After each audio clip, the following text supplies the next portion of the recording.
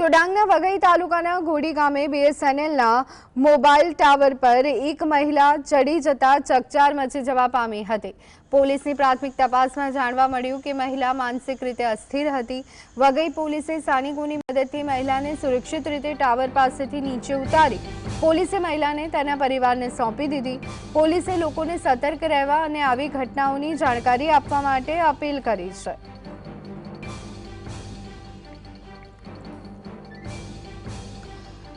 तो डांग जिल्लाનો આ બનાવ છે કે જ્યાં એક મહિલા મોબાઈલ ટાવર પર ચડી જતા અફરાતફરી મચી ગઈ હતી। પ્રાથમિક તપાસમાં મહિલા માનસિક રીતે અસ્થિર હોવાનું જાણવા મળી રહ્યું છે। મોબાઈલ ટાવર પર ચઢેલી મહિલા અસ્થિર મગજ હોવાનું સામે આવ્યું છે। વઘઈ પોલીસે મહિલાને ટાવર પરથી નીચે ઉતારી હતી અને આવી ઘટના બને તો ભવિષ્યમાં પોલીસને જાણ કરવા માટે પણ પોલીસ તરફથી જણાવવામાં આવ્યું હતું। ડાંગના વઘઈ તાલુકાની ઘટના ઘોડી ગામે ટાવર પર મહિલા ચડી ગઈ હતી। મોબાઈલ ટાવર પર ચઢેલી મહિલા મગજથી અસ્થિર હોવાનું પણ સામે આવ્યું છે।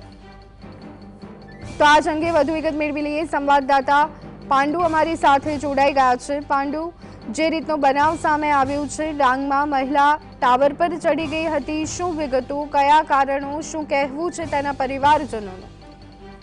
જી, વઘઈ તાલુકાના ઘોડી ગામે એક અસ્થિર જણાતી મહિલા, જે આદિવાસી મહિલા છે અને એની સ્થાનિક હોવાનું મનાય છે, તે તેમના ઘર પરિવાર સાથે કઈ અણબનાવ બન્યો હતો ને જેના કારણે